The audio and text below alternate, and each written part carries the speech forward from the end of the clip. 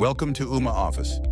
To access the account section, click your account name in the bottom left corner of the app. Clicking your name at the top of the drop-up list will expand it, displaying all phone numbers, fax numbers, and meeting room IDs for quick access.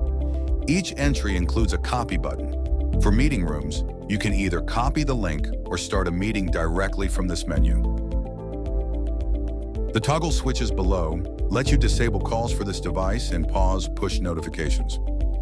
Selecting settings from this list will open the app's settings section, where you can configure various parameters for the enabled modules.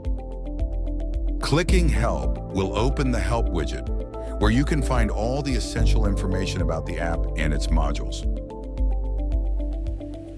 Selecting app downloads will redirect you to your browser, opening the Ooma support page, where you can download the latest versions of the desktop and mobile apps.